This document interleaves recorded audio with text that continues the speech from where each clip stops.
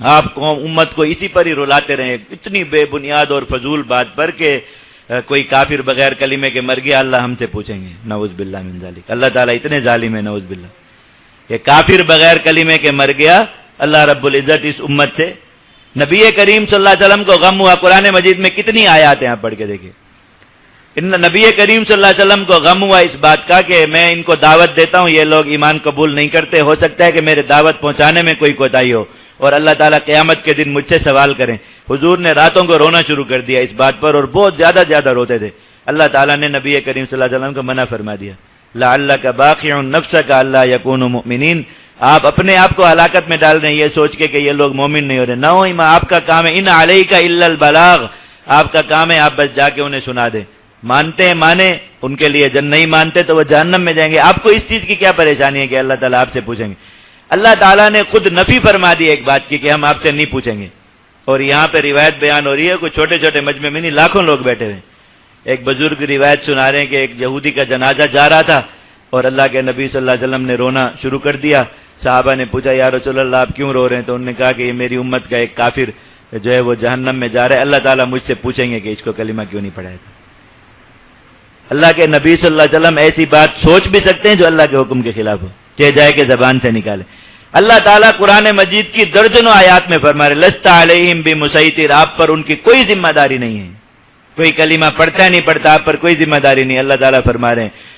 اور نبی کریم صلی اللہ علیہ وسلم پھر بھی رو رہے ہیں کہ نہیں، اللہ تعالیٰ مجھ سے پوچھیں گے، یہ امکان ہے، لیکن رو کے سنا بھی رہے ہیں اور سننے والے بھی دھاڑے مار کے رو رہے ہیں۔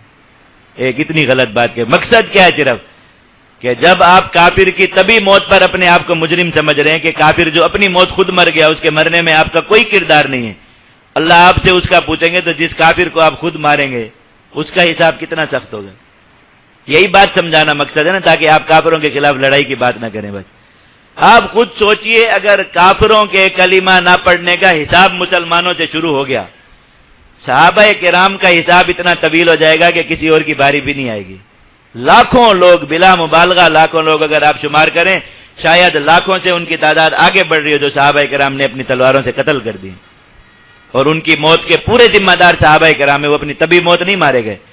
اللہ کے نبی صلی اللہ علیہ وسلم نے کتنے کافروں کے نام لے کر انہیں مروایا کہ فلاں کو کون مار کے آئے گا، صحابی کے جا کے اسے مار کے، اس کا حساب کون دے گا جسے آپ نے خود نام لے کے مروا دیا؟ اور اللہ کے نبی صلی اللہ علیہ وسلم نے ویسے عورت کے قتل کو ناپسند فرمایا کہ عورت کو قتل نہ کرو، ہر امیر جہاد کو تاکید فرمائی کہ جہاد میں عورت قتل نہ کرو، اور ایک عورت کا نام لے کے حضور فرما رہے ہیں کہ جہاں ملے اسے قتل کر دو۔ غزوۃ مکہ کے دن سارے لوگوں کو معافی مل رہی ہے، ابن قتل کی 2 باندیاں، اور وہ خود معافی مانگ رہے ہیں، حضور اسے معافی نہیں دے رہے۔ اللہ کے نبی صلی اللہ علیہ وسلم نے کافر کو بیت اللہ کے پردوں پر قتل کرا دیا، وہ معافی مانگ رہا تھا، حضور نے میں نہیں ہے معافی، اس کا حساب کون دے گا؟ اللہ تعالیٰ۔ لیکن اتنی غلط بات کر کے اور مجمع کو آپ رلا بھی سکتے ہیں، اور سارے مسلمان پاگلوں کی طرح آگے رو بھی رہے ہیں کہ اللہ تعالیٰ ہم سب سے پوچھیں گے کہ فلاں کافر بغیر کلمے کے کیوں مر گیا، فلاں کافر بغیر کلمے کے کیوں مر گیا، نعوذ باللہ من ذالک۔ اللہ تعالیٰ نے اتنی بڑی جہنم بنائی کس لیے؟